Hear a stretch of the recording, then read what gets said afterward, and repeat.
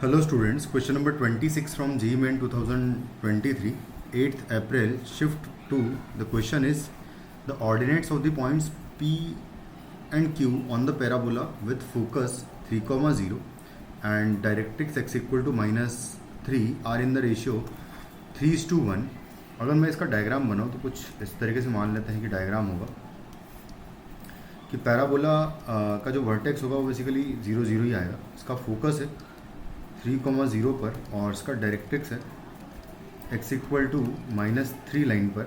तो जो इक्वेशन होगा पैराबोला का वो हो जाएगा y² is equal to 4 into a का वैल्यू अगर देखें तो यहाँ से यहाँ तक की लेंथ 3 है और इंटू एक्स आएगा, यानी कि y² is equal to 12x. तो हमारा हो जाएगा पैराबोला. उसके बाद इस पर कोई भी इन जनरल पॉइंट अगर मैं मानूँ तो मान सकते हैं कि वो पॉइंट होगा बेसिकली 3t² 6t हो जाएगा, क्योंकि 80² 280 होता है. तो यहाँ पर मैं 1 लिख देता हूँ इसको मैं, और यहाँ पर इस पॉइंट के अगर कहें तो ये हो जाएगा 3t2² 6t2 होगा, कुछ इस तरीके से आएगा. और जो इंटरसेक्टिंग पॉइंट होता है इन दोनों पॉइंट्स पर दोनों टेंजेंट्स का, वो बेसिकली अरिथमेटिक मीन होता है ऑफ ऑर्डिनेट्स.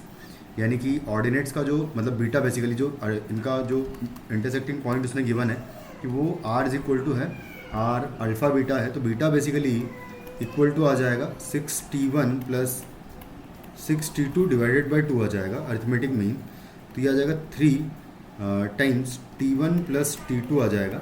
और अल्फ़ा की बात करें तो वो बेसिकली ज्योमेट्रिक मीन होता है ऑफ एब्सिसास, तो जो कि है 3t1² इंटू 3t2². तो इसका अंडर रूट बेसिकली हमारा अल्फ़ा आ जाएगा.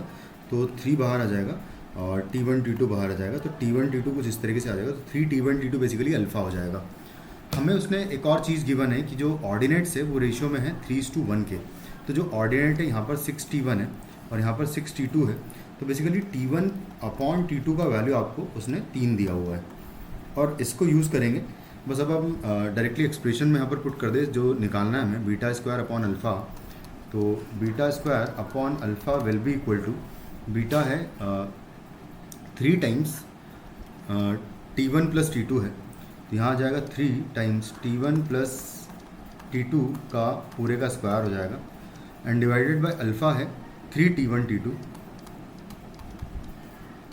तो बस इस एक्सप्रेशन की वैल्यू निकाल लेते हैं.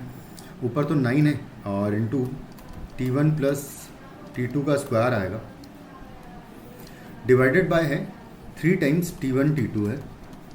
ये 3 बार कैंसिल आउट हो जाएगा ऊपर से 9, तो यहाँ 3 बचेगा. और इसको ओपन कर लेंगे अगर तो यहाँ से आ जाएगा t1² प्लस आएगा t2² और आएगा plus 2t1 t2.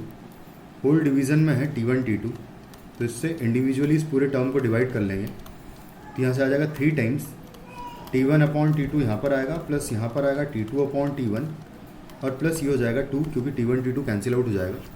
t1 upon t2 का वैल्यू 3 है हमारे पास, तो यहाँ से ये हो जाएगा 3 मल्टीप्लाइड बाई 3 प्लस ये आएगा 1/3 एंड आएगा प्लस 2. कुछ इस तरीके से ये एक्सप्रेशन मुझे मिलेगा क्योंकि ये रेसिप्रोकल लिखा हुआ है ना t1 अपॉन t2 का, तो 1/3 हो जाएगा. ये हो जाएगा 3 प्लस 2 5 इंटू 3 15 हो जाएगा एंड प्लस 1/3 कर दूंगा मैं.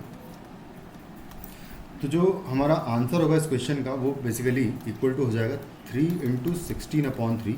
तो 3 से 3 कैंसिल हो जाएगा और फाइनली 16 जो है हमारा आंसर हो जाएगा इस क्वेश्चन का. Thank you.